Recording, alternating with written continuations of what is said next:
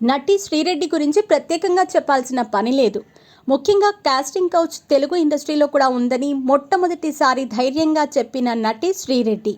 సినిమాలో ఆఫర్లు ఇస్తామని చెప్పి పలువురు మహిళలను లైంగికంగా వాడుకుంటున్నారని ఆమె ఆరోపించింది. దీనిపై ఆమె కొన్ని సాక్ష్యాలను కూడా బయటపెట్టడం అప్పట్లో పెద్ద సంచలనమే సృష్టించింది. ఇక తర్వాత శ్రీరెడ్డి సోషల్ మీడియా ద్వారా ఫుల్ పాపులారిటీని పెంచుకుంది. తెలుగు ఇండస్ట్రీపై తనదైన శైలిలో విమర్శలు చేస్తూ నిత్యం వివాదాల్లో నిలుస్తోంది. రాజకీయ విమర్శలు చేయటానికి కూడా శ్రీరెడ్డి ఏమాత్రం మొహమాట పడదనే విషయం అందరికీ తెలిసిందే. ముఖ్యంగా జనసేన అధినేత పవన్ కళ్యాణ్, టీడీపీ అధినేత చంద్రబాబులపై ఓ రేంజ్లో ఫైర్ అవుతూ ఉంటుంది. ఆమె ఏపీలో అధికారంలో ఉన్న వైసీపీకి మద్దతుగా ఎన్నో వీడియోలు చేసింది.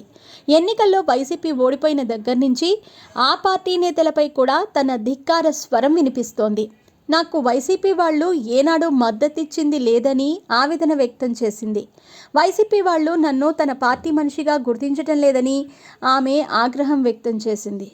వైసీపీలో కొందరి నాయకుల వల్ల పార్టీ ఓడిపోయిందని చెప్పి కొందరు నేతలపై విమర్శలు గుప్పించింది. కూటమి ప్రభుత్వం వచ్చిన తర్వాత కూడా పవన్ కళ్యాణ్పై రెచ్చిపోతూ పోస్టులు పెట్టారామె. దీంతో సోషల్ మీడియాలో అనుచిత వ్యాఖ్యలు చేసిందనే కారణంతో శ్రీరెడ్డిపై పోలీసులు పలు సెక్షన్ల కింద కేసు నమోదు చేశారు. ఇదిలా ఉంటే శ్రీరెడ్డి తాజాగా తాను సూసైడ్ చేసుకుంటానని చెప్పి షాక్ ఇచ్చింది. సూసైడ్ చేసుకోవాలనే ఆలోచనలు వస్తున్నాయని పేర్కొంది. తాను మెంటల్గా చాలా డిస్టర్బ్ అయ్యానని పేర్కొన్న శ్రీరెడ్డి, ఈ టార్చర్ భరించలేకపోతున్నా, నన్ను ఇక ఆ భద్రకాళి అమ్మవారే కాపాడాలంటూ వేడుకుంది. నాకు సూసైడ్ చేసుకుని చచ్చిపోవాలనే ఆలోచనలు వస్తున్నాయని తెలిపింది.